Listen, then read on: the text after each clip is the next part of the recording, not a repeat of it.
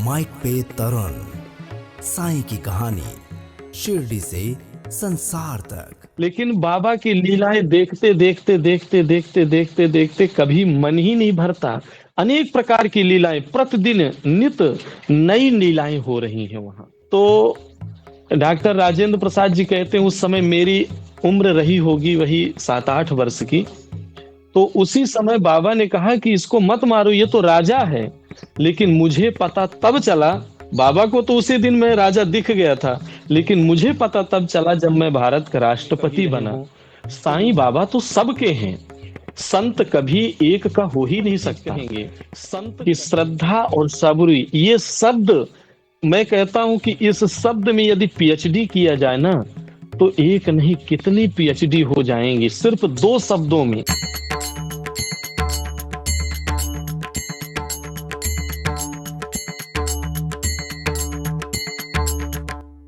ओम साई राम, साईं की कहानी शिरडी से संसार तक। टीवी का टीवी में आपका बहुत बहुत स्वागत है। मैं हूं तरुण व्यास। और जैसा कि हम संतों की बात करते हैं, साईं बाबा की बात करते हैं, तो एक अलग ही आनंद प्राप्त होता है। और संत समागम करिए भाई, तो ये समागम जो होता है ना, संतों की बातें जो होती है, वो बहुत ही सुखदाई होती है।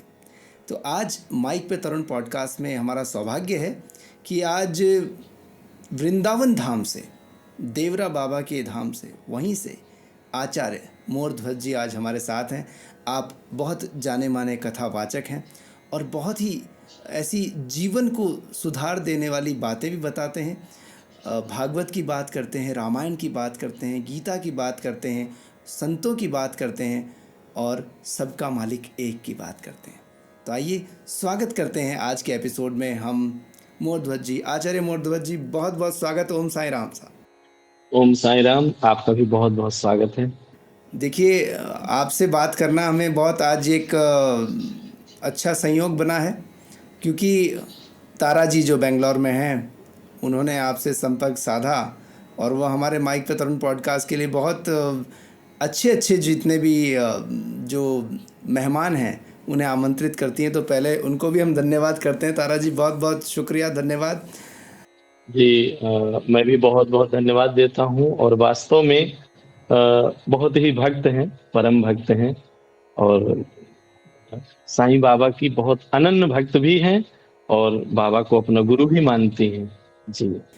तो सबसे पहले हम बात करें मोरध्वज जी कि गुरु क्या है, संत क्या है, क्या उसकी यूँ कहें कि उनमें क्या लक्षण ऐसे होते हैं जो कि साईं बाबा की हम बात करें, अगर उनके हम चरित्र को देखें तो आप किस तरीके से इसको बयान करेंगे?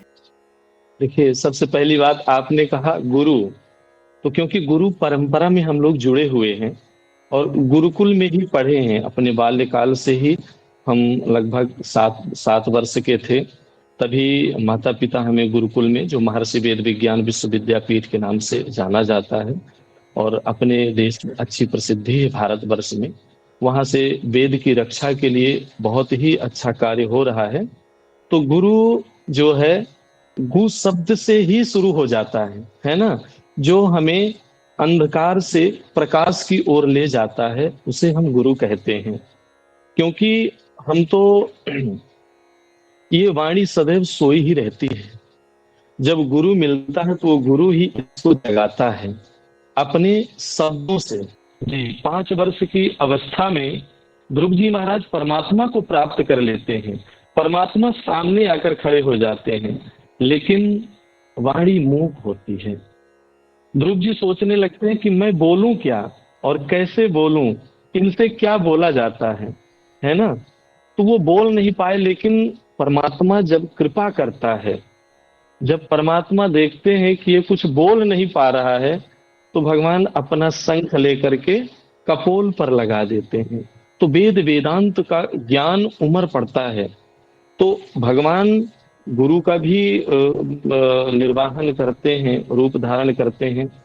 तो मूकम करोतु वाचालम पंगुम लंघयते गिरिम यत कृपा तमहम वंदे माधवम। भगवान जब कृपा करते हैं तो हमें गुरु मिल जाते हैं। परमात्मा जब कृपा करते हैं तो गूंगा व्यक्ति भी वाचाल बन जाता है। भगवान जब कृपा करते हैं ना, तो लंगड़ा व्यक्ति पर्वत को लांघ जाता है। पंगुम लंघयते गिरिम यत कृपातमहम वंदे परमानंद माधवम। तो गुरु जीवन में बहुत जरूरी होता है, नितांत जरूरी होता है। और संत हैं हमारे यहाँ, तो कवि कहते हैं कि संत न होते जगत में तो जल मरता संसार। यदि संत इस संसार में नहीं होते तो वास्तव में ये संसार तो जल ही गया होता। और आपने बात की साईं बाबा की, तो साईं बाबा तो संत शिरोमणि रहे हैं, संतों के सिरमौर हैं साईं बाबा। साईं बाबा की एक एक शब्द यदि देखा जाए, साईं बाबा दो शब्द बोले हैं, श्रद्धा और सबूरी। मतलब संसार में कुछ छोड़ा ही नहीं, इन दो शब्दों में ही पूरे संसार के वाक्यों को समेट करके रख दिया। साईं बाबा ऐसे संत थे, ऐसे संत हैं संसार में, ऐसे संत जिस दिन चले जाएंगे पृथ्वी चलेगी नहीं। इन संतों की तपस्या से ही, इन संतों के तपश्चर्या से ही ये धरती टिकी हुई है। तो साईं बाबा जैसे वेद व्यास जी हैं, तो हमारे श्री देवरहा बाबा सरकार अष्टादश पुराणेषु व्यासस्य वचनद्वयम्, है ना, अष्टादश पुराणेषु व्यासस्य वचनद्वयम् परोपकाराय पुण्याय पापाय परिपीडनम। कहते हैं कि वेद व्यास जी 18 पुराणों में सिर्फ 2 ही वचन लिखे हैं। अब समझने की बात है, इतना बड़ा ग्रंथ है, इतने बड़े बड़े ग्रंथ हैं, उनमें सिर्फ 2 ही वचन। तो ये संत की अपनी परख है, क्योंकि संत तो गागर में सागर भरते हैं, ना कि वो सागर में गागर को लेकर के जाते हैं, बल्कि गागर में सागर भरते हैं। तो कहते हैं अष्टादश पुराणेषु व्यासस्य वचनद्वयम् परोपकाराय पुण्याय पापाय परपीडनम। परोपकार से बढ़कर कोई पुण्य नहीं है, और किसी को पीड़ा देने से बढ़कर, किसी को कष्ट देने से बढ़कर कोई पाप नहीं है। तो ऐसे ही हमारे साईं बाबा सरकार हैं, जिन्होंने की श्रद्धा और सबूरी में पूरे संसार को बांध दिया, पूरे संसार, कुछ छोड़ा ही नहीं। हम तो कहें तो कुछ छोड़ा ही नहीं। उन्होंने कहा कि श्रद्धा के बल पर ही, श्रद्धा यानी विश्वास, विश्वास जो व्यक्ति करता है तो पत्थर में भी शंकर प्रकट हो जाते हैं। जी, कंकर में शंकर आ जाते हैं। है? कंकड़ में शंकर आ जाते हैं। और सबूरी का मतलब होता है सब्र, यानी संयम, स्थिर रहना, हर परिस्थिति में स्थिर रहना। स्थिर रहने का ही नाम है सबूरी। तो श्रद्धा और सबूरी दोनों चीज, अगर श्रद्धा हम कर लेते हैं, प्रहलाद जी महाराज जो 12 भागवतों में जिनका नाम है, तो प्रहलाद जी महाराज से जब उनके पिता पूछते हैं कि ये बताओ, क्या तुम्हारे पिता, तुम्हारे परमात्मा, तुम्हारे भगवान यहाँ पर भी हैं? तो प्रहलाद जी कहते हैं, प्रभु ऐसी एक जगह मुझे आप बता दीजिए जहां मेरा परमात्मा ना रहता हो। पूरे संसार में मेरे परमात्मा ओतप्रोत हैं।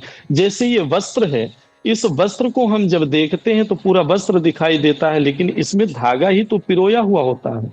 यदि हम धागे को एक एक धागा निकालते जाएं तो ये पूरा वस्त्र नष्ट हो जाएगा। परमात्मा परमात्मा चींटी के पैर में बंधे हुए घुंघरू की एक एक आवाज सुनता है, और हाथी के गले में बंधे हुए घंट को भी वो बहुत प्रेम से सुनता है। क्योंकि अणोवणियान महतो महीयान, छोटा से छोटा यदि कोई वस्तु है, कोई चीज है संसार में, तो वे मेरे परमात्मा हैं। और महतो महीयान, यदि बड़े से भी कोई बड़ा है, महान से भी अति महान है कोई, वो भी मेरे प्रभु हैं। उसके अलावा संसार में कोई है नहीं। तो इसी तरह वो परमात्मा अपना ही रूप दे करके हम सब लोगों के जीवन यापन के लिए, जीवन निर्वाह के लिए, दिशा, जैसे हम सब भटक जाते हैं तो दिशा निर्देश के लिए परम पूज्य संत शिरोमणि श्री देवरहा बाबा सरकार जैसे परम संत, श्री साईं महाराज जैसे परम संतों का आगमन होता है सिर्फ हम लोगों के लिए। जैसे रामायण जी में लिखा है, कल कुटिल जीव निस्तार हेतु पुण्य वाल्मीकि तुलसी हुए। वही वाल्मीकि ऋषि ही इस काल में हम सब लोगों का मार्गदर्शन करने के लिए वाल्मीकि ऋषि ही तुलसी बन करके चले आते हैं। तो ऐसे महान संतों के वजह से ही ये संसार स्थिर है, टिका हुआ है। ये संत ही तो इस मुख्य आधार है पूरे संसार को। और हमने आपको बताया है कि हमारे ब्रज में कवि जो हुए हैं सब कहते हैं, ब्रज में संत सरल भाषा में कह देते हैं कि इस संसार में संत न होते जगत में तो जल मरता संसार। ये संसार कहाँ चल पाता जी। तो गुरु तो ब्रह्मा है, गुरु ही विष्णु है, और गुरु ही देव महेश्वरा है। इसलिए सभी यही कहते हैं, गुरु साक्षात परम ब्रह्म तस्मै श्री बिल्कुल, गुरुवे नमः। और आपने बहुत सुंदर कहा गुरु मंत्र आप बोले तो मुझे एक और भी मंत्र याद आ गया जी जी जो है अज्ञानान तिमिरांधस्य ज्ञान शलाकया चक्षुरुन्मीलितं येन तस्मै श्री गुरुवे नमः।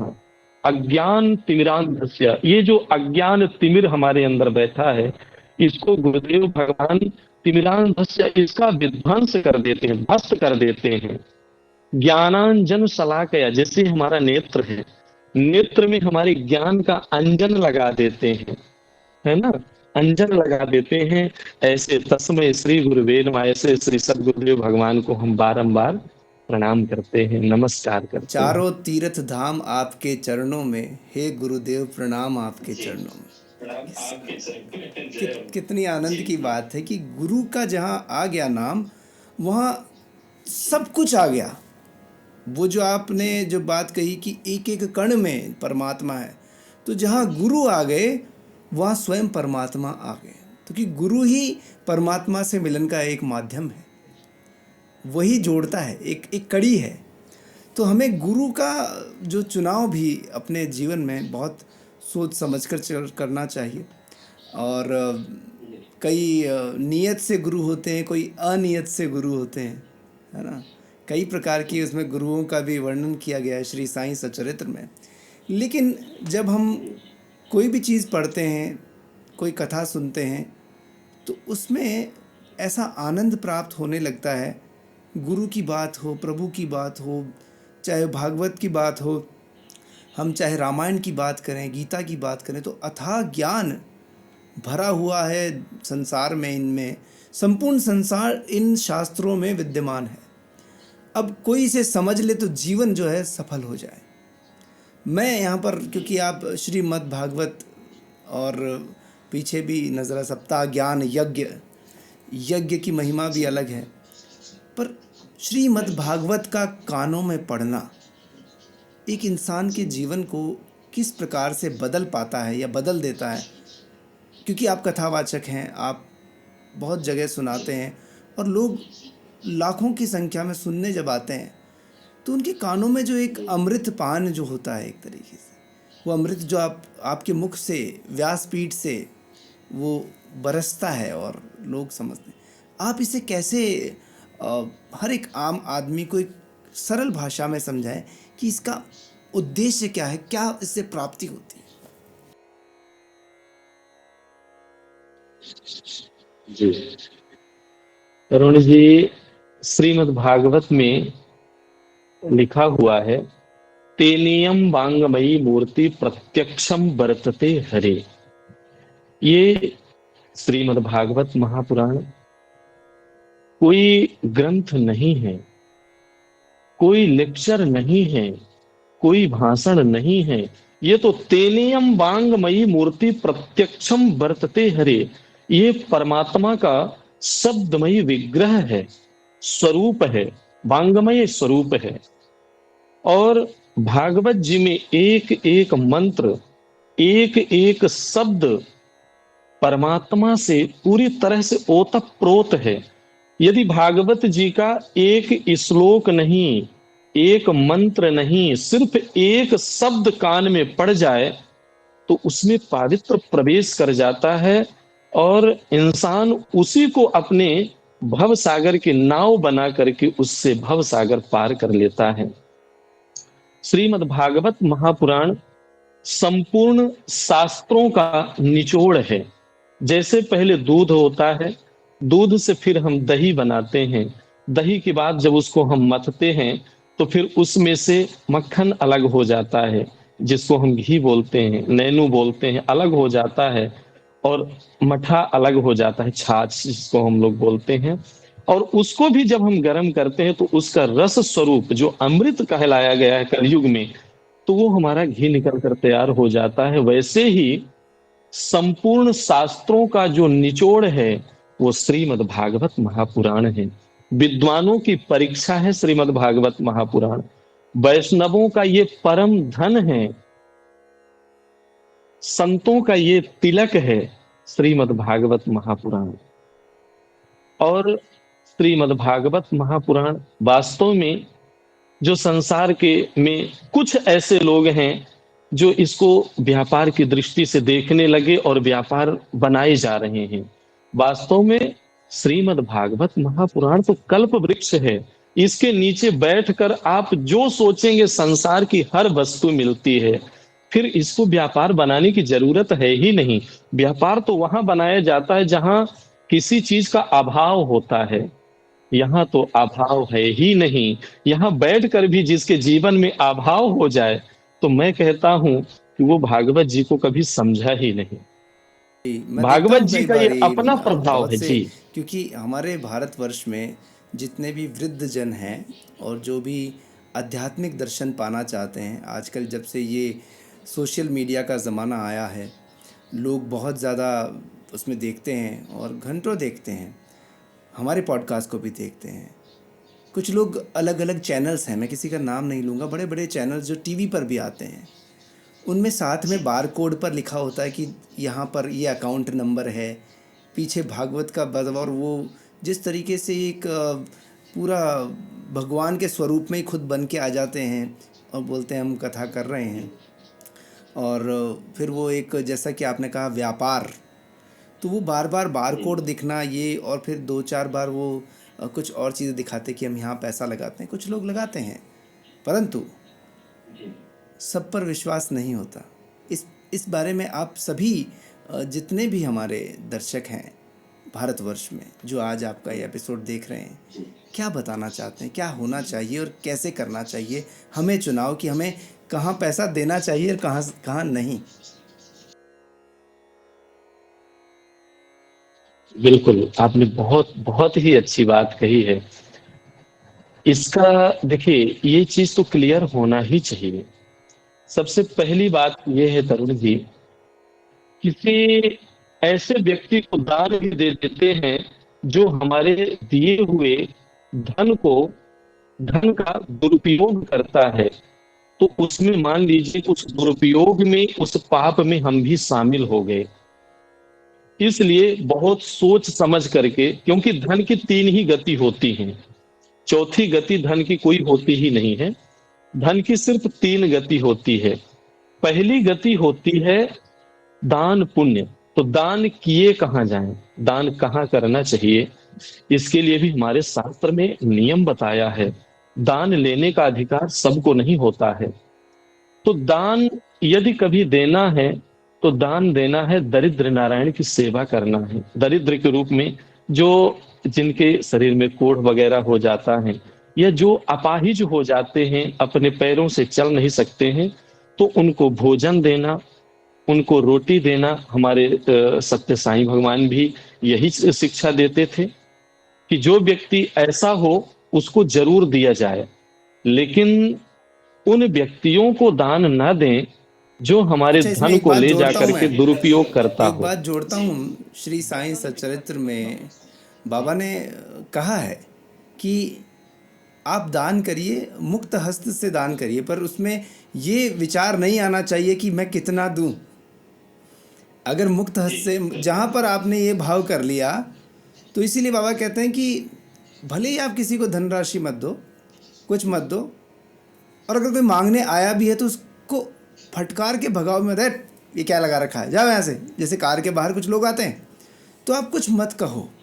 और वो ये कहते हैं कि आपको दान ही करना है तो अन्न का दान करो, क्योंकि वहाँ पर आप में ये इच्छा नहीं होगी कि ये मैं खाने को दूं कि नहीं दूं, क्योंकि वहाँ पर आप वो चीज़ जो आप खा रहे हो आप दे सकते हो, पर कोई वस्त्र की बात है, मान लीजिए अब कोई पुराना वस्त्र है, बोले ये तो यार मेरी शादी में मैंने पहना था, ये मैं कैसे किसी को दे दूं।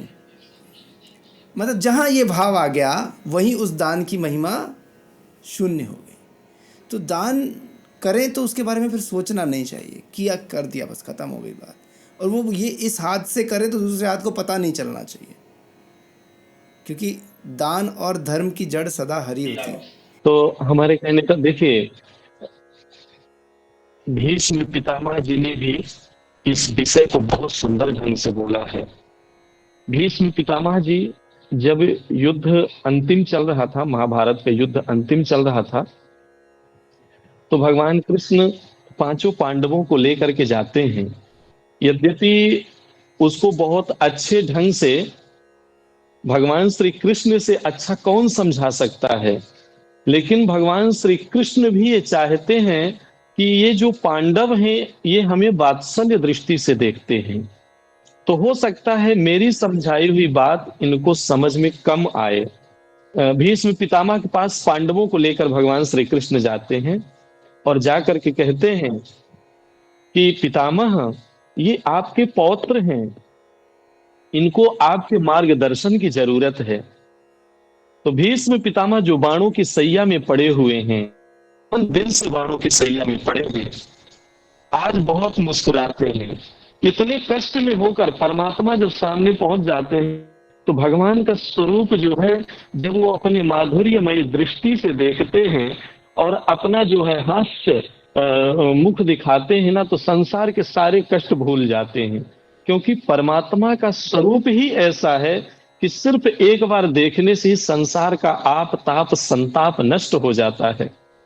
तो उस पीड़ा को भूल जाते हैं और भीष्म पितामह बहुत जोर से भी हंसते हैं जोर से ठहाके लगाकर, और कहते हैं केशव, यदि किसी को सम्मान देना हो ना तो वो आपसे सीखे, आपसे बढ़िया संसार में कोई दूसरा नहीं बता सकता। आपके सामने भला मैं क्या बोल पाऊंगा। तो भगवान कहते हैं नहीं नहीं, आपको बोलना ही चाहिए, आपको अपने इन पौत्रों सन्मार्ग पर चलने का मार्ग प्रशस्त करना ही चाहिए। तो भीष्म पितामह 1 मिनट के लिए नेत्र को बंद करते हैं और फिर कहते हैं कि दान धर्म मोक्ष धर्म विभावशो। कहते हैं कि तुम राजा हो बेटा, इसलिए राजा को चाहिए कि कभी कोई अपराध करे ही ना, लेकिन अपराध होता कभी भी नहीं चाहिए। क्योंकि अपराध करना जितना बड़ा अपराध है, जितना बड़ा पाप है, उतना ही अपने नेत्रों से उस पाप को देखना भी पाप है। इसलिए बेटा मेरा पहला है कि और ज्ञान धर्मान, सदैव अपने विवेक से ही काम करना चाहिए। दान धर्म, तुम राजा हो और राजा को चाहिए, मनुष्य को चाहिए कि ज्यादा से ज्यादा धन कमाए। देखिए कितनी सुंदर, धन कमाने के लिए कहीं विरोध नहीं है। ज्यादा से ज्यादा सदगृहस्थ व्यक्ति को भी चाहिए कि ज्यादा से ज्यादा धन कमाए, लेकिन धन कमाते समय ये ध्यान रहे कि मेरे द्वारा किसी को कष्ट तो नहीं हो रहा है, हम किसी को कष्ट देकर तो धन नहीं कमा रहे हैं। और तीसरी बात उन्होंने कहा कि तुम राजा हो, और राजा, यदि राजा के यहाँ प्रजा दुखी है, राजा के यहाँ यदि एक भी व्यक्ति दुखी है, तो वो राजा अधूरा राजा हो जाता है, वो राजा पूर्ण नहीं है, और वो राजा नरक का गामी निश्चित बनेगा, इसमें भी कोई संशय नहीं है, यदि उसके दुख की निवृत्ति के लिए प्रयास नहीं करता, प्रयत्न नहीं करता। तो धन कमाना तो ठीक है, दान उस जगह पे देना चाहिए जिसको दान की जरूरत है। जैसे सूर्य के सामने यदि हम दीपक जलाएं, तो आप बताइए उस दीपक का कहीं महत्व है? दीपक का महत्व वहां है जहां अंधेरा हो, जहां अंधेरा हो वहां अगर हम दीपक जलाते हैं तो उसकी जरूरत है।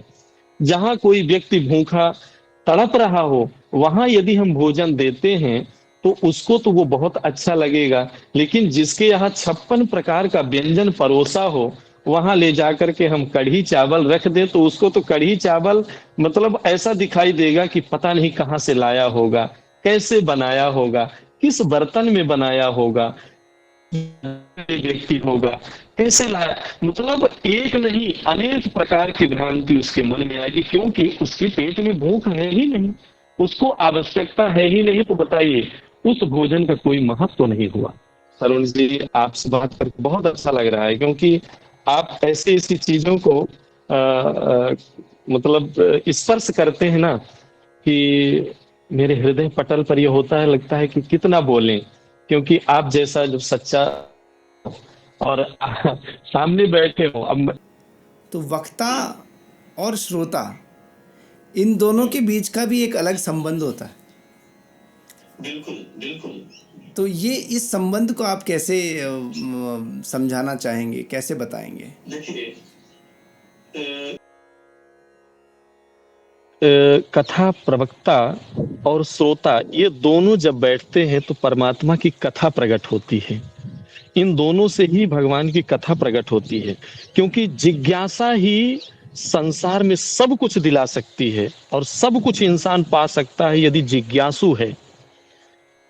इसी कथा को सुनने के लिए हम कहते हैं भगवान शंकर सबसे बड़े कथावाचक हैं। भगवान शंकर से बड़ा, क्योंकि आप देखते होंगे जो भी कथा है, जिस भी हम कथा को करते हैं तो उस कथा में अधिक भगवान शंकर ने ही सुनाई है माता पार्वती को।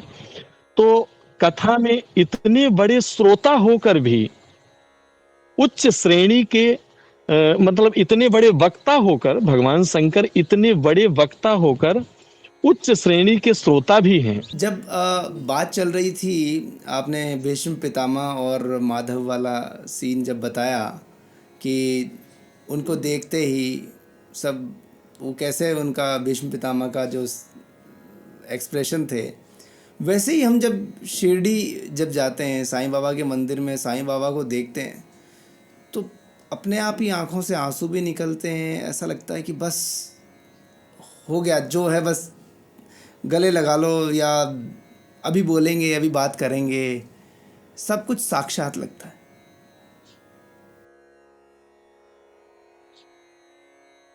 देखिए, संत कई प्रकार से लीला करते हैं। पहले तो इस शरीर से और फिर सूक्ष्म शरीर से भी संत बहुत लीला करते हैं, क्योंकि संतों में ये सामर्थ्य होती है। और ये सामर्थ्य संतों हम लोगों के लिए, क्योंकि हम तो मरण धर्मा लोग हैं, बहुत साधारण से लोग हैं हम लोगों को लगता है ये बहुत बड़ी बात है, लेकिन संतों के तपस्या का ये जरा सा नमूना होता है कि वो कभी भी एकदम साधारण रूप में आ जाएंगे, और कभी वो चाहे ना तो एक मिनट उनके लिए इंद्र बनना एक चुटकी का काम है, बहुत बड़ी बात नहीं है। ऐसे संतों की श्रेणी में हमारे साईं बाबा हैं कि वो जैसा जब चाहते तब रूप धारण कर लेते। कहते हैं कि साईं बाबा की एक मूर्ति बनाने वाला, जो पहली मूर्ति बन रही थी, तो वो मूर्तिकार मूर्ति बना नहीं पा रहा था, मूर्ति बन नहीं पा रही थी, और जब लेकर के वो मतलब बनाने का प्रयास करता, बार बार प्रयास करता, बहुत दिन हो गए, तो साईं बाबा गए और उसको अपने आप ही उसका हाथ पकड़ के ऐसा चित्र बना दिए कि वो जो है वो खुद ही नहीं समझ पाया कि मैं कैसे बना लिया, ये सब कार्य हो कैसे गया। तो ये संतों के लिए, जब देखिए हम जब परमात्मा पर निर्भर हो जाते हैं, हम जब अपने इष्ट पर निर्भर हो जाते हैं, तो वो इष्ट हमारा सदैव हमारा, हम जैसे एक इसका बहुत सुंदर उदाहरण आता है कि माता यशोदा कन्हैया को ऊखल में बांधती हैं। आपने कथा सुना होगा, माता यशोदा कन्हैया को ऊखल में बांधती हैं। तो ऊखल में, अब भगवान कन्हैया उस समय, भगवान कृष्ण बहुत छोटे थे, एक मुट्ठी की ही उनकी कमर थी, इतने छोटे थे, लेकिन जब वो बांधती हैं तो इतनी बड़ी रस्सी को लपेट करके जब बांधती हैं और गांठ लगाना होता है तो 2 अंगुल की रस्सी छोटी पड़ जाती है। तो मैया ने कहा कि ये हो क्या रहा है, मैं इसको बांधना तो चाहती हूँ लेकिन ये बंध नहीं रहा। तो फिर दूसरी रस्सी लाती हैं और दूसरी रस्सी से फिर से बांधने का प्रयास करती हैं, तो फिर से 2 अंगुल की रस्सी छोटी पड़ जाती है। क्योंकि जो परमात्मा की ऐश्वर्य शक्ति होती है वो कहती है कि अरे, जीव के हाथों ब्रह्म बंधेगा तो हम ब्रह्म को बंधने नहीं देंगे। लेकिन लेकिन जो वात्सल्य शक्ति होती है, वो वात्सल्य ईश्वर होगा तुम्हारे घर, हमारे यहाँ तो पुत्र बन करके आया है और मैं इसको बगैर बांधे नहीं रहूंगी। इन दोनों की लड़ाई से, इन दोनों के झगड़े से वो जो रस्सी है वो 2 अंगुल की छोटी पड़ जाती है। लेकिन कन्हैया जब देखते हैं कि मैया परिश्रांत हो चुकी है, पसीने आ गए हैं, तो जीव का परिश्रम और परमात्मा की कृपा जब हो जाती है तो वो जो 2 अंगुल का जो भेद होता है वो मिट जाता है और परमात्मा भी बंधन स्वीकार कर लेते हैं। यद्यपि परमात्मा को बांधना, संसार में ऐसी कोई रस्सी बनी ही नहीं है जो भगवान को बांध सके, लेकिन एक प्रेममयी, एक ममतामयी ऐसी रस्सी होती है कि उससे भगवान कई जगह बंध गए हैं। उसका उदाहरण आप जानते हैं, कई उदाहरण हैं कि परमात्मा बंध गए। भाव, जहाँ भाव है वहाँ वो बंध जाते हैं। श्री श्री कृष्ण भगवान सूरदास को कुएं से निकालते हैं तो वो सूरदास हाथ नहीं छोड़ते हैं। बोले मैं इतनी देर से पुकार रहा था, कोई मेरे को निकालने नहीं आया। बोले मैं तुम्हारा हाथ नहीं छोड़ूंगा। बोले नहीं, अरे मुझे जाने दो। बोले नहीं, तुम बहुत चंचल हो, तुम निकल जाओगे मेरे हाथ से, मैं नहीं छोड़ूंगा। मैं बिना आँखों के सूरदास ने पहचान लिया कि ये भगवान है जो मुझे निकाल रहे हैं। तो कितना ये, जितना हम डूबते हैं ना उतना तरते जाते हैं। अच्छा, इसमें एक बात बहुत खूबसूरत है कि जब तक हम लोग, जैसे हम कहते हैं, बाबा भी कहते हैं, बाबा से कोई भी सवाल पूछते हैं, जैसे कई वेबसाइट्स है askyoursaibaba.com और कई जगह पर वो है कि बाबा एक ही बात कहते हैं, सरेंडर योरसेल्फ। अपने दोनों हाथ करके सरेंडर, जब तक आप सरेंडर नहीं करोगे तब तक मैं कैसे काम करूँगा। बोले अच्छा तू कर सकता है तो कर ले भाई, तू कर ही सकता है तो कर ले। जैसे वो मूर्तिकार मूर्ति बना रहा है, कर ले, तेरी इच्छा है तो कर ले तेरे मन की पूरी। जब तक मैं नहीं चाहूँगा वो होगा कैसे, जब तक प्रभु नहीं चाहेंगे वो होगा कैसे। तो जहाँ मैं की भावना आ जाती है, स्वार्थ आ जाता है, स्वयं आ जाता है कि ये मैंने किया है, ये मैंने किया है। उस मूर्ख प्राणी को ये नहीं पता होता कि कर तो ऊपर वाला वो रहा है। हम आनंद फिल्म के उस डायलॉग की तरह हैं कि हम सब कठपुतलियाँ हैं इस रंगमंच की, कौन कब कहाँ कैसे क्या काम कर रहा है, ये ऊपर वाला ही खेल रहा है सारा खेल। अरुण जी, कितनी अच्छी बात आपने मुझे याद दिलाई। कि इसमें भी एक बात है कि द्रौपदी का जब चीरहरण होने लगा, द्रौपदी का चीरहरण होने लगा, तो द्रौपदी कहती है कि मेरा चीर कोई हरण कर सकता है, मेरा वस्त्र कोई हरण कर सकता है। अरे मैं 5 महारथियों की पत्नी हूँ, एक ही महारथी चाहे तो पूरे संसार से लड़ सकता है, जीत सकता है, लेकिन मुझे उनके रहते हुए कोई निर्वस्त्र कर सकता है कभी? लेकिन भगवान भी चाहते हैं स्वेच्छा अपेक्षा अपेक्षा। परमात्मा ने मस्तिष्क दिया है, बुद्धि दिया है, परमात्मा ने नेत्र दिया है, परमात्मा ने हाथ दिया है, पैर दिया है, मन दिया है, बुद्धि दिया है, इंद्रिय दिया है, सब कुछ दिया है। उसके होते हुए भी यदि हम परमात्मा को नहीं भजते हैं तो परमात्मा क्यों दौड़ा चलाएगा भाई? उसके इतने ही तो काम नहीं है। तो वो कहती है कि मुझे कोई निर्वस्त्र कर कैसे सकता है? भगवान बोले ठीक है, देख लीजिए।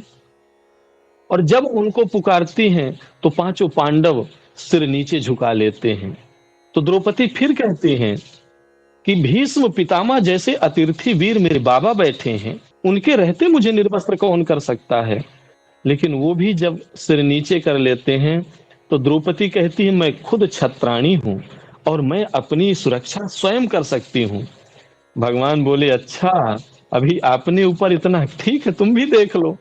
साड़ी को जोर से पकड़ती है और जब झटके दे करके खींचता है दुशासन तो साड़ी हाथ से छूट जाती है। और जब अपने आप को पूरी तरह से निसहाय समझती है तो वही द्रौपदी जो कह रही थी कि हमारी रक्षा करने वाले संसार में इतने हैं, जब कोई काम नहीं आया तो फिर साड़ी के पल्लू को छोड़ देती है और दोनों हाथ ऊपर उठाती है। आपने कहा ना सरेंडर। पूरा संसार ये देखता है कि ये स्त्री ही साड़ी बन गई है, कि साड़ी की ही ये स्त्री बनी हुई है, कोई समझ नहीं पाता है। तो स्वेच्छा अपेक्षा अपेक्षा वो परमात्मा वो चाहता है कि ये हमसे जब सहयोग मांगे, तब हम इसको जब सहयोग करेंगे तो उसकी कीमत ये समझेगा। क्योंकि कोई बहुत अमूल्य वस्तु हो, हमको सहजता से मिल जाए, तो हम कभी भी उसके महत्व को समझ नहीं पाएंगे, ना ही उसको हम महत्व दे पाएंगे।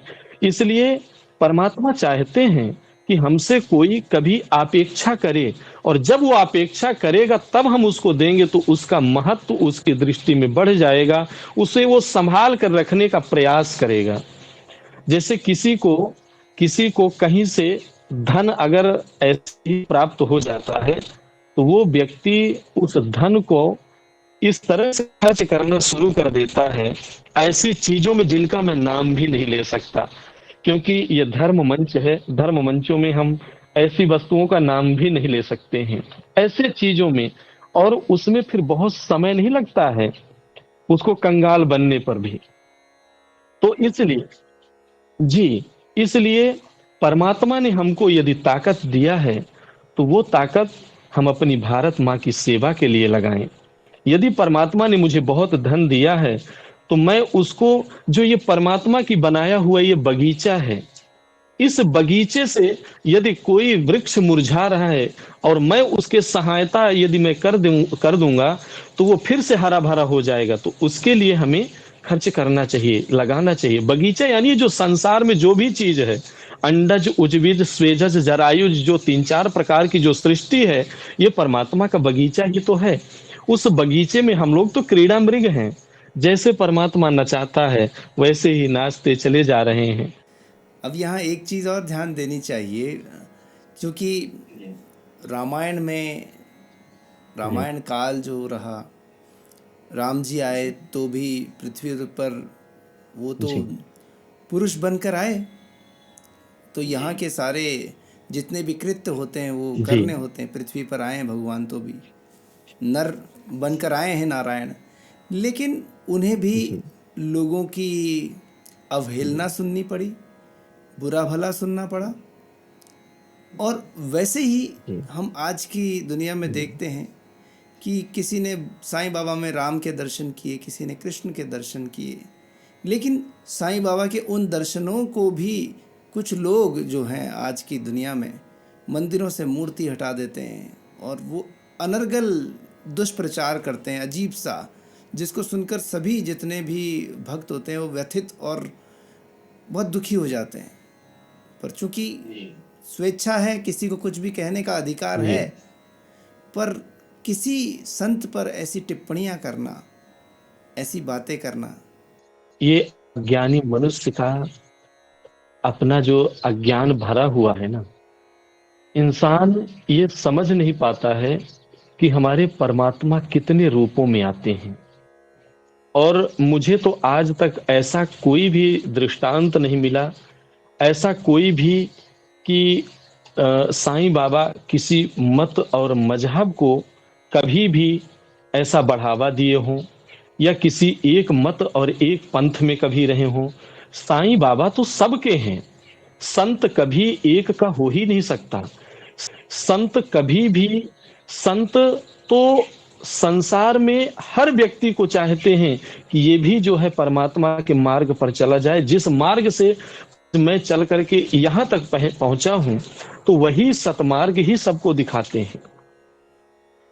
परमात्मा परमात्मा के जितने अवतार हुए हैं, उसमें से परमात्मा ने 12 रूप धारण किया है। अब कोई कह दे कि बाराह कहाँ रहता है, सुगर कहाँ रहता है, किस तरह में रहता है, तो परमात्मा, मैंने आपको एक शब्द बोला था, अणुवणियान महतो महीयान। परमात्मा छोटा से छोटा है और बड़ा से बड़ा है। उसके लिए उसको बताने की जरूरत नहीं है कि वो कैसे कैसे रूप धारण करता है, कितने अवतार लेकर के आता है।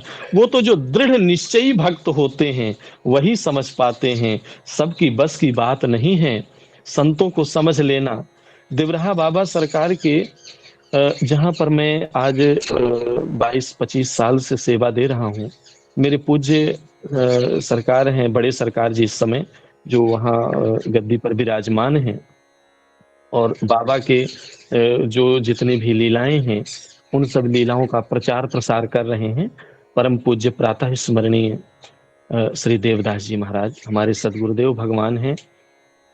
तो ऐसे जब संत आते हैं तो वो उन संतों को संसार कैसे समझ पाएगा।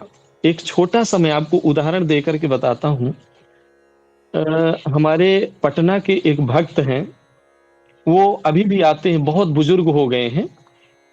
तो वो पटना के भक्त आते हैं आश्रम में, वो बताते हैं कि उन्होंने गुरुदेव भगवान के दर्शन किए, बाबा सरकार के, देवराहा बाबा सरकार के, क्योंकि देवराहा बाबा सरकार हरदम मचान पे रहते थे, मंच पर रहते थे, वो धरती पे कभी भी नहीं रहते थे।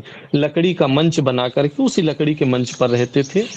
और अधिकांश क्या, मान लीजिए कि ज्यादा से ज्यादा पुण्य नदियों के तट पर, चाहे गंगा जी हो, चाहे नर्मदा जी हो या यमुना जी हो, तो वृंदावन में भी देवराहा बाबा सरकार एकदम यमुना के तट पर ही विराजमान होते थे, उनका वहां पर मचान बना हुआ है।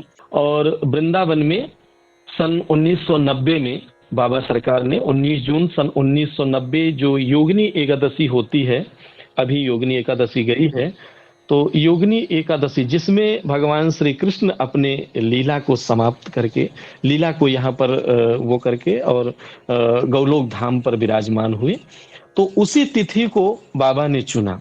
देखिए 9 है, उसमें भी 9 है, और 9 को नवधा भक्ति कहते हैं। क्या बात है जी, ये भक्ति है, यही तो भक्ति है प्रभु। 9 9 9 मुझे 9 इसीलिए 90 आपसे जी 1990 में 2 बार 9, 19 तारीख में एक बार 9। देखिए आप कितना जी जी कितना संयोग है। जी। और तो नौ बाबा और बाबा 9 और सरकार 9 या 27 को भी जोड़े तो 9।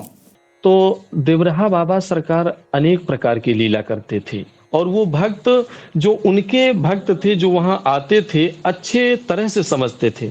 बाबा ने उन पटना के भक्त को बुलाया, बोला बच्चा इधर आओ। बोले जी सरकार। बोले दर्शन हो गया बच्चा। बोले जी सरकार दर्शन हो गया। बोले ठीक है बच्चा, जा अब घर जा, लेकिन बच्चा ये बता तेरे जेब में कुछ पैसा है। तो बोले हाँ सरकार। वो भक्त चौंक गए कि बाबा सरकार तो पैसे से कोई कभी मतलब ही नहीं रखे, संसार में कुछ भी नहीं रखे। बाबा सरकार के शिष्य हैं अपने भारत के प्रथम राष्ट्रपति डॉक्टर राजेंद्र प्रसाद जी। अपनी लेखनी से जी अपने लेखनी से बहुत सारी बाबा की कथाएं लिखी हैं, यहाँ तक लिखे हैं कि 7 पीढ़ी बाबा के ही शिष्य रहे हैं हमारे। डॉक्टर राजेंद्र प्रसाद जी लिखते हैं कि बाबा सरकार के ही हमारी 7 पीढ़ी शिष्य रही है, और सब लोग बाबा को इसी रूप में देखे हैं।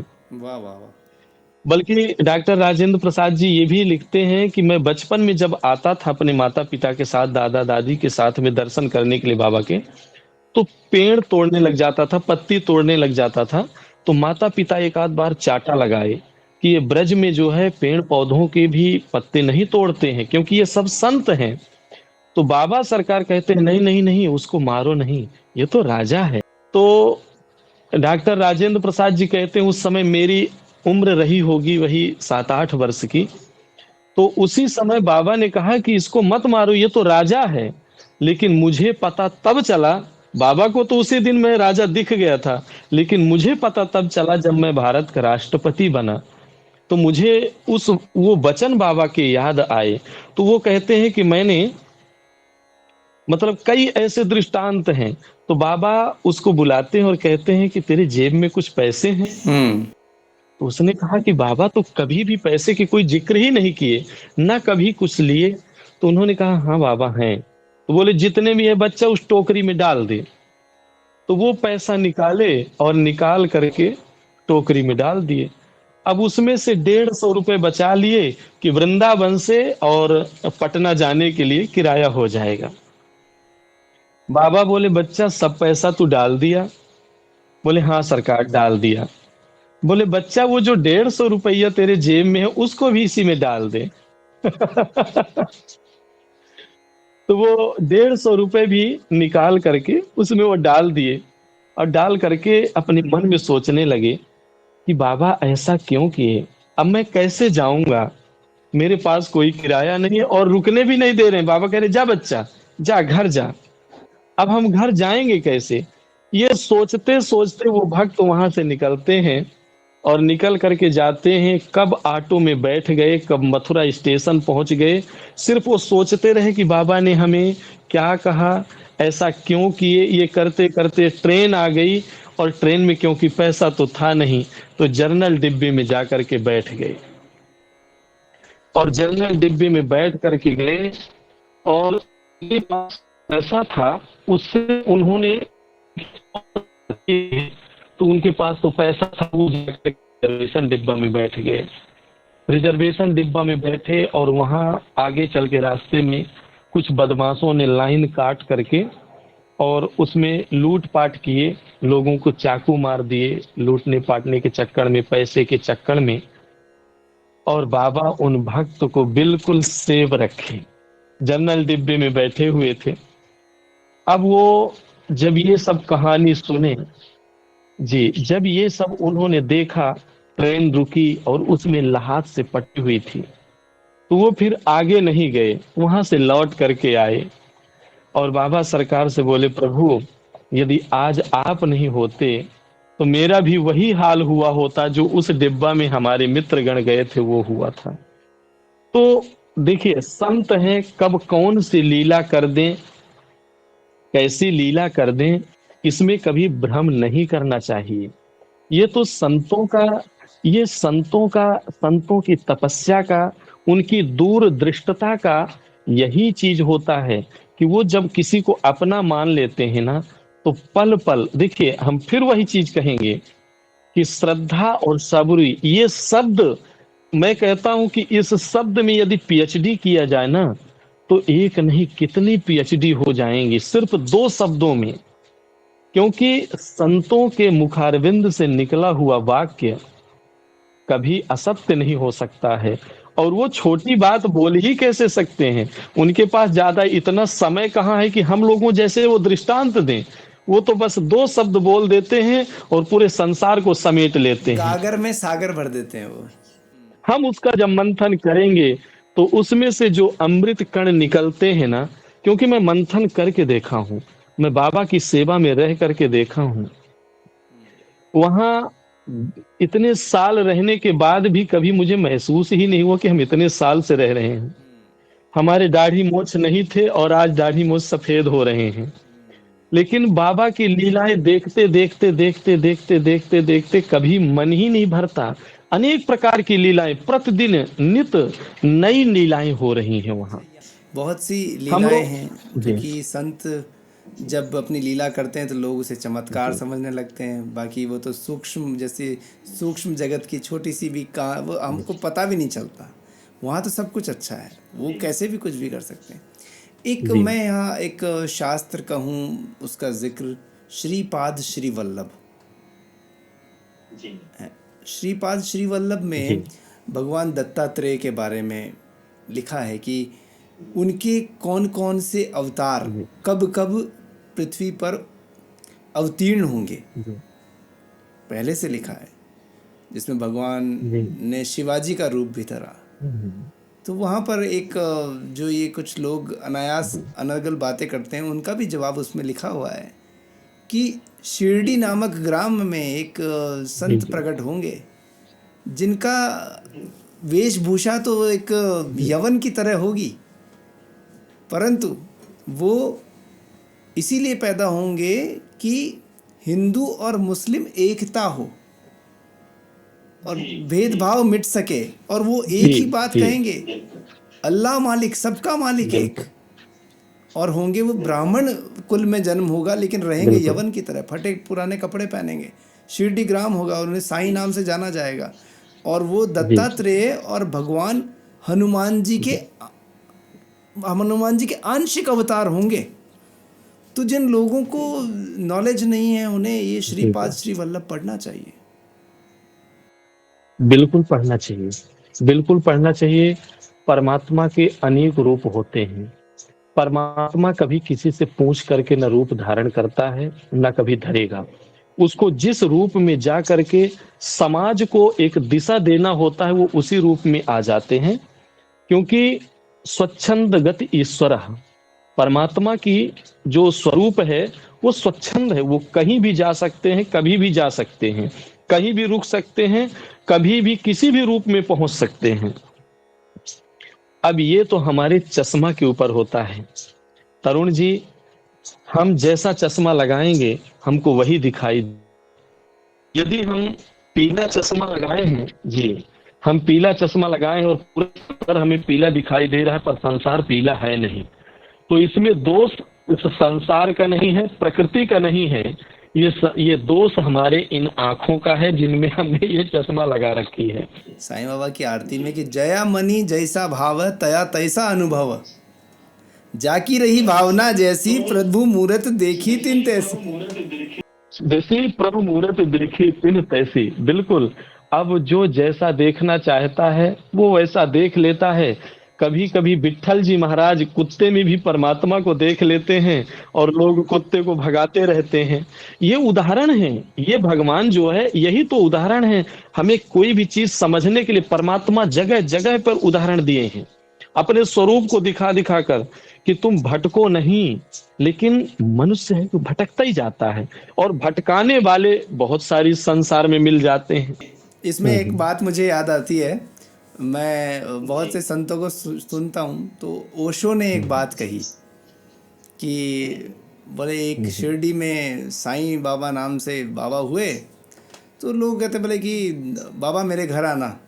किसी ने कहा तो बोले ठीक है मैं तेरे घर आऊँगा, तो बढ़िया खाना वाना बना के तैयार रखना।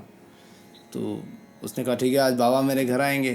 तो उसने 56 भोग लगाए बनाए और गेट पर इंतज़ार करने बैठ गया। तभी काफ़ी देर इंतज़ार किया, बाबा ने टाइम बताया था कि 11 बजे आऊँगा। वो 11 बजे एक काला सा कुत्ता आया, तो उसने दुत्कार के भगाया, ए अंदर कहाँ घुस रहा है। तो कुत्ता फिर अंदर आने लगा, फिर लात मारी, लेकिन कुत्ता फिर अंदर आने लगा। तो उसने लिया डंडा और कुत्ते को बुरी तरह पीट दिया, क्योंकि भाई अरे खाने में मुंह लगा देगा, मैं बाबा के इंतज़ार के लिए खाना। तो बस, लेकिन बाबा तो नहीं आए। अगले दिन वो बाबा के पास गया, बोले बाबा आपने कहा था मैंने तैयारी की। बोले मैं आया तो था।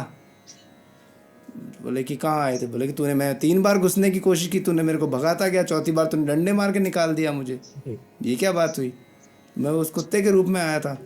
बोले बाबा अब ज़रूर आना, अब मेरे से गलती नहीं होगी। अगले दिन फिर वो तैयार रहा, 11 बजे खाना वाना बना के तैयार था। लेकिन इस बार कुत्ता तो आया नहीं। कुत्ता नहीं आया, एक भिखारी आ गया। भिखारी ने फटे पुराने से कपड़े, बहुत ही दयनीय स्थिति में, और कोढ़ी सा और उनका कोढ़ निकल रखी। बोले कि मेरे को कुछ भोजन दे दो। अरे बोले हट, बाबा के आने का टाइम रहा, हट जाए यहाँ से। तो उसने बहुत डांट फूट के उसको भगाया, लेकिन वो अंदर आने लगा, नहीं भगाया। फिर उसके बाद में जब अगले दिन गया, बाबा फिर नहीं आए थे। बोले कि क्या हुआ, मैं आया तो था कोढ़ी बन के, तूने मुझे नहीं पहचाना। तो कुल मिलाकर बात इसकी अंतर बाबा ने यही कहा कि भैया मैं तेरे पास किसी भी रूप में आ सकता हूँ, तू मुझे नहीं पहचान पाएगा, ये तेरी आंखों में है। लेकिन जब मैंने कह दिया कि इतने बजे आऊँगा, तो उस वक्त जो भी आया वो मैं ही हूँ। मैंने आपको कहा ना कि परमात्मा किसी से पूछ कर कभी आता जाता नहीं, किस रूप में परमात्मा को आना है। अब भगवान शंकर कुंभज ऋषि के यहाँ से कथा श्रवण करके आ रहे थे, तो रास्ते में देखते हैं कि भगवान राम जो कि माता सीता के वियोग में रोते हुए जा रहे थे, सीते तुम कहाँ हो, वन वन भटक रहे थे। भगवान शंकर देखकर खूब हंसे, वाह प्रभु कैसी कैसी लीला रचते हैं आप। आज मेरे प्रभु रंग मंच पे हैं, इसलिए मैं भगवान को यहीं से प्रणाम कर लेता हूँ वहां पर, क्योंकि उस समय भगवान का जो है लीला चल रही थी। और उनके साथ में जो माता सती हैं, सती ने कहा कि आप क्या इन्हीं राम को भजते हैं रात दिन समाधि लगा लगा कर। तो बोले हाँ देवी, ये वही राम हैं, आप भी प्रणाम करो।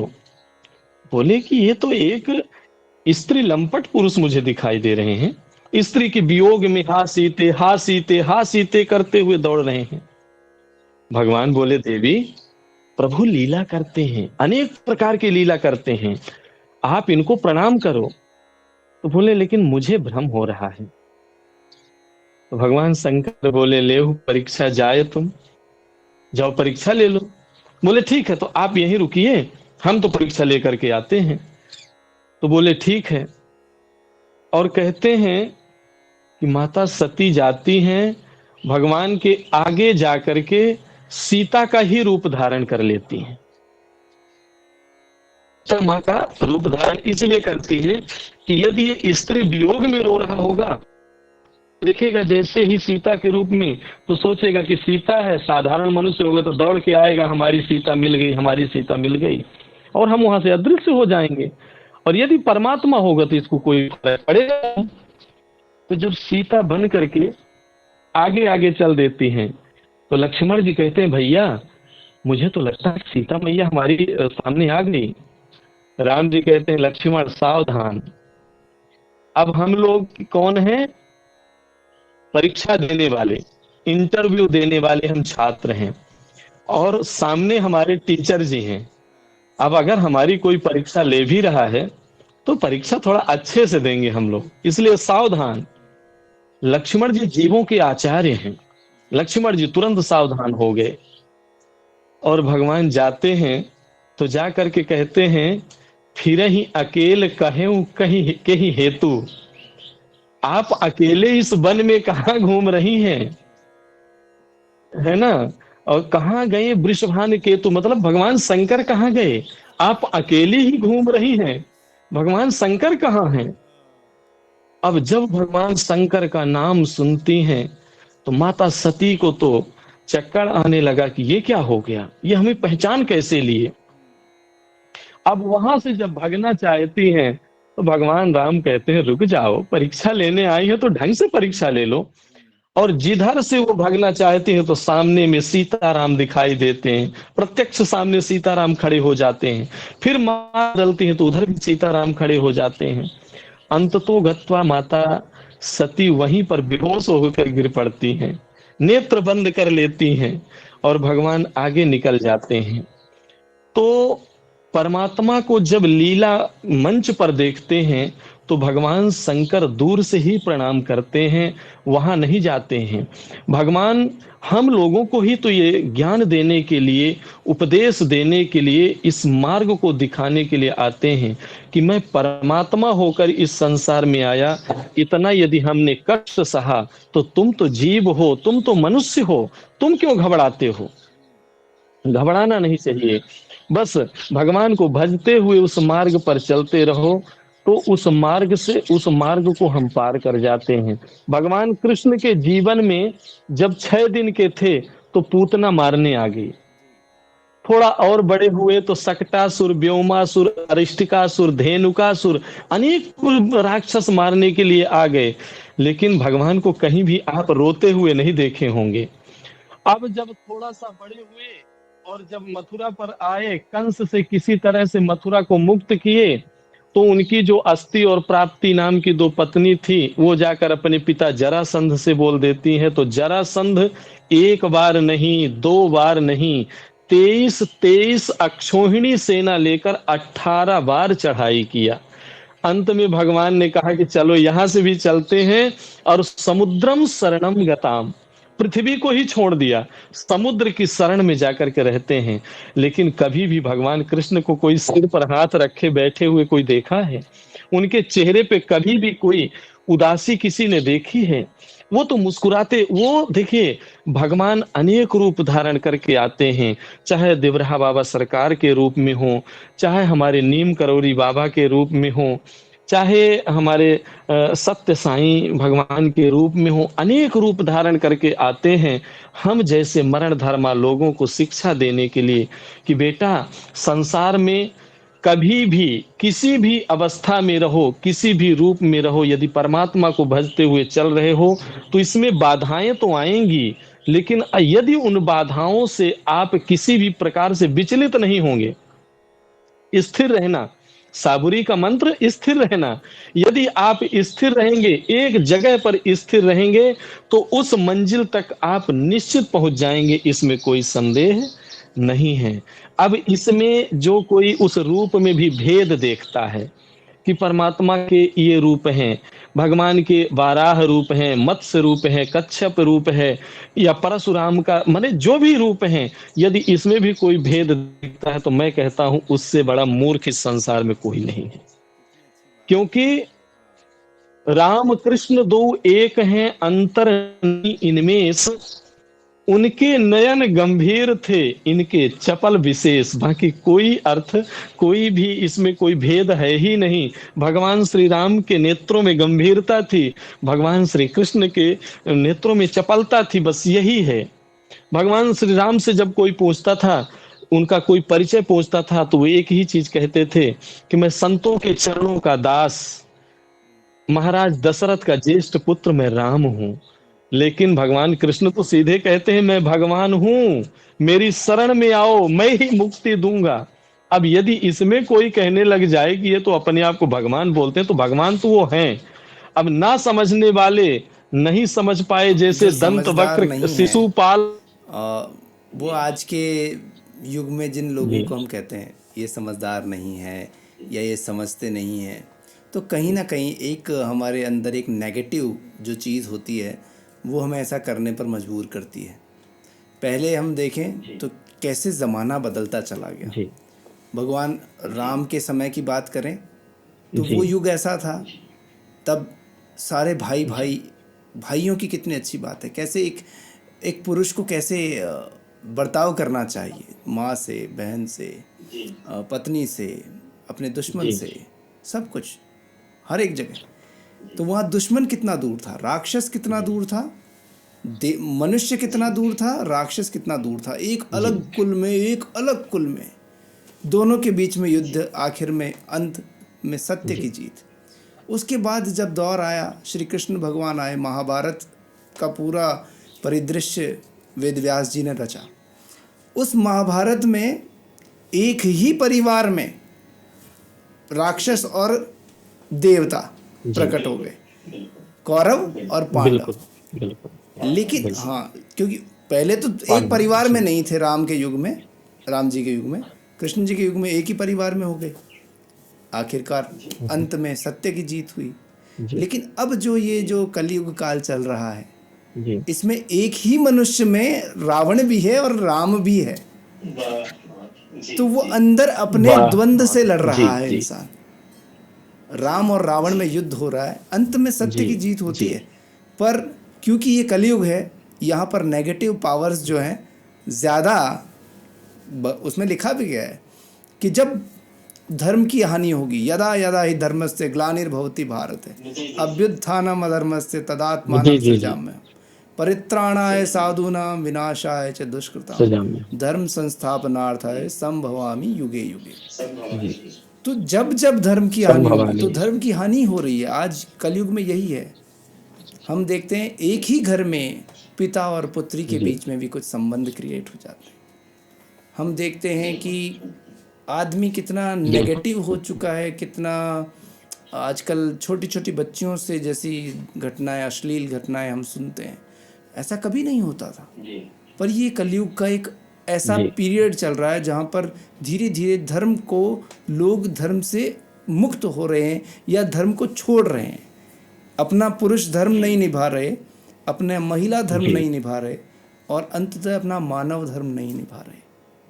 इस कारण ये सब चीज़ें। क्या एक संदेश आज माइक पे तरुण पॉडकास्ट के माध्यम से, साईं की कहानी शिरडी से संसार तक के माध्यम से क्या कहना चाहेंगे सबको इस बारे में? देखिए तरुण जी, परिवर्तन ही संसार है। ये संसार परिवर्तनशील है, परिवर्तन हो रहा है, होता रहा है और होता रहेगा। लेकिन इस कलयुग में नाम की महिमा है। कलयुग में सिर्फ नाम की ही महिमा। जो पहले त्रेता द्वापर सतयुग में बड़ी बड़ी यज्ञ करने से, लाखों वर्ष तपस्या करने से पुण्य प्राप्त होता था, वो इस कलयुग में सहज भगवान के नाम से ही मिल जाता है। इस कलयुग में बहुत अच्छी अच्छी चीजें भी हैं। यह कलयुग कर परम प्रतापा, मानस पुण्य हो ही नहीं पापा। ये कलयुग का परम प्रताप है कि मानस पुण्य होए नहीं पापा। मन से यदि हम कोई भी चीज सोचते हैं तो पाप के विषय में सोचते हैं, तो वो पाप जब तक हम करेंगे नहीं, क्योंकि ये कलयुग है ना, जब तक करेंगे नहीं तब तक उसका पाप नहीं होगा। लेकिन मानस पुण्य, यदि हम मन से ये सोचते हैं कि आज राम कथा हमारे बगल में हो रही है, चलिए हम भी चल करके कथा श्रवण कर लेते हैं, हम वहां पहुंचे नहीं, मात्र हमने मन में सोचा, तो उसका कुछ अंश मुझे पुण्य जरूर मिल जाएगा। मानस पुण्य होए नहीं पापा। कलयुग सम नहीं आन युग, जो नर कर विश्वास। गाय राम गुण गण बिमल, तरिहहि बिनहि प्रयास। कितनी सुंदर बात तुलसीदास जी महाराज कहते हैं कि कलयुग सम नहीं आन युग, जो नर कर विश्वास। विश्वास फिर वही साईं बाबा में आ जाता है। साईं बाबा के शब्द कितने महत्वपूर्ण शब्द हैं, अगर उनको देखें ना तो कोई भी ऐसा मतलब कोई भी ऐसी चीज है ही नहीं जहां पर उसकी झलक ना दिखे। तो गाय राम गुण गण विमल, तरिहि बिनहि प्रयास। जो परमात्मा पर विश्वास रखता है और भगवान के गुणगणों को गाता है, वो बिना प्रयास के ऐसे ही तर जाता है जैसे गाय के बछड़े के खुर के गड्ढे को कोई साधारण से लांघ जाता है, वैसे ही वो भव सागर को पार कर जाता है। और नाम की महिमा आप जानते ही हैं।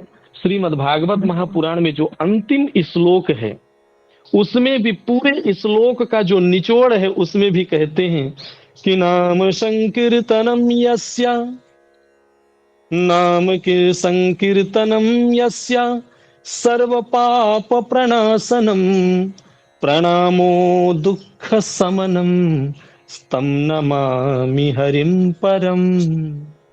परमात्मा को प्रणाम करने से, नाम संकीर्तनम यस्य सर्व पाप प्रणाशनम, भगवान के नाम का संकीर्तन मात्र करने से सारे पापों का प्रशमन हो जाता है, सारे पापों से इंसान मुक्त हो जाता है।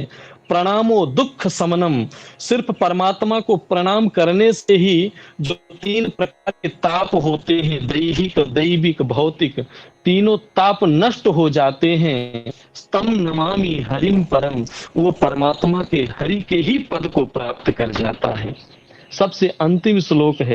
तो नाम की महिमा इस कलिकाल में है। मैं आपके चैनल के माध्यम से संसार को ये बताना चाहते हैं, इस कलयुग में सिर्फ नाम की महिमा है।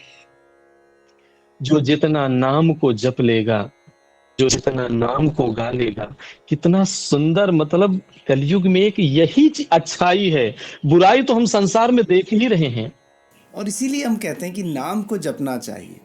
अब चाहे 108 की माला हो, चाहे उंगलियों पे जपें, मन में जपें, ओम साईं राम करें, साईं राम करें, राम कहें, कृष्ण कहें, हरे कृष्ण कृष्ण कृष्ण हरे हरे कहें, जो भी कहें, इनमें एक एक नाम में हज़ारों करोड़ों नामों की ताकत अपने आप में आ जाती है। ओम नमः शिवाय करें। कभी यहाँ पर आज इतनी बात चली है तो सावन का महीना है, नागेंद्र हराय त्रिलोचनाय भस्मांगराय महेश्वराय नित्याय शुद्धाय दिगंबराय तस्मै नकाराय नमः शिवाय। मंदाकिनी सलील चंदन चर्चिताय नंदीश्वर प्रमथनाथ महेश्वराय मंदार पुष्प बहुपुष्प सुपूजिताय तस्मै मकाराय नमः शिवाय। शिवाय गौरी वदना विजृंद सूर्याय दक्षाध्वर नाशकाय श्री नीलकंठाय वृषध्वजाय तस्मै श्रीकाराय नमः शिवाय। वशिष्ठ कुंभो बध्व गौतमार्य मुनिंद्र देवार्चित शेखराय चंद्रार्क वैश्वानर लोचनाय तस्मै वैकाराय नमः शिवाय। नमः शिवाय। यक्षज्ञ स्वरूपाय जटाधराय पिनाकस्ताय सनातनाय दिव्याय देवाय दिगंबराय तस्मै यकाराय नमः शिवाय। ओम पंचाक्षरमिदं पुण्यम पठेच्छि वसन्निधो शिवलोकमा प्रीति शिवेन सह मोदते। तो नाम जप ओम नमः शिवाय, ये नमः शिवाय को, पंचाक्षर को पूरी तरीके से खोल के सही से, जैसे पहले किया जाता था। जब हम बात करते हैं द्वापर युग और उन युगों की, पर आज तो सिर्फ ओम नमः शिवाय बोलने से ही उसका फल मिल जाता है और एक का कई मिलता है। तो ये बहुत आनंद है, जप करना चाहिए, नाम लेना चाहिए, और जितनी प्रभु की बात करें उतनी कम लगती है। आपको हमारे माइक पे तरुण पॉडकास्ट पर आकर आज कैसा लगा? आपके क्या अनुभव रहे? क्या कहना चाहेंगे? आपसे बात करके मुझे बहुत अच्छा लगा, बहुत ही अच्छा लगा। आपने जो मर्म को छुआ, मतलब आप जब पूछते हैं तो खुद ही इतने भावुक होकर पूछते हैं। आपकी इतनी है, और भगवान के भक्त हैं, साईं बाबा के भक्त हैं, राम जी के भक्त हैं, और कोई भक्त ही ऐसा बोल सकता है। आपका ये जो प्रयास है, ये प्रयास बहुत ही सुंदर प्रयास है, और हम सब लोगों के लिए बहुत अच्छा है कि आज हमारी आपकी जितने मिनट बात हुई, जितने हो सकता है आधे घंटे, 1 घंटे जो भी बात हुई होगी, तो परमात्मा का ही चिंतन हुआ। क्योंकि जब इंसान अंदर से सोचता है, हृदय से सोचता है, तभी वो वाणी तक पहुंच पाता है, तभी वो वाणी से निकल पाता है। तो बहुत अच्छा लगा, और मैं बहुत बहुत बधाई आपको, और परमात्मा कृपा करें आप पर कि आप ऐसे ही इस कार्य को आगे बढ़ाते चलें, और परमात्मा के अनुभव सब तक पहुंच पाएं, ऐसा जरूर प्रयास करिए। मुझे बहुत अच्छा लगा। बहुत बहुत धन्यवाद आपको। ओम साई राम। तो आज हमने जिनसे बात की ये थे आचार्य मोरध्वज जी, वृंदावन से। और कितनी अच्छी सुंदर बातें हुई साईं बाबा की, संतों की, श्रद्धा और सबूरी की, और क्या क्या फीलिंग्स होनी चाहिए उनकी, और कैसे कैसे हमें जीवन में व्यवहार करना चाहिए। ऐसे ही सुंदर सुंदर एपिसोड, बातें हम लेकर आते रहेंगे। आप साईं बाबा से जुड़े अपने जो भी अनुभव हैं, जो बताना चाहें, उसके लिए हमारा यहाँ पर जो नंबर है, इस नंबर पर कॉल करें। और साईं सेतु जो व्हाट्सएप ग्रुप है, उससे, उस चैनल से जुड़ने के लिए यहाँ इस बार कोड को क्लिक करें, तो आप वहाँ पर, मतलब स्कैन करें तो आप वहाँ तक पहुँच जाएंगे। हमारा एक चैनल है बीवी का टीवी, जहाँ पर बॉलीवुड बायोग्राफीज़ होती हैं, तो आप उसे भी देखें और प्यार दें, सब्सक्राइब करें वहाँ पर भी। बीवी का टीवी का लिंक यहाँ नज़र आ रहा है ऊपर। हम बायोग्राफीज़ बनाते हैं जो कि बहुत ही बेहतरीन होती है, तो ज़रूर देखिए। और अभी ज़रूर से आप अपने आप को सब्सक्राइब कर लें इस चैनल पर, टीवी का टीवी, और बीवी का टीवी पर भी कर लें, क्योंकि माइक पे तरुण पॉडकास्ट यहाँ पर आता है, साईं की कहानी शिरडी से संसार तक। अब अगले एपिसोड में कौन भक्त होंगे, क्या बताएंगे, ये साईं बाबा ही जाने। आज्ञा दीजिए तरुण व्यास को। ओम साई राम।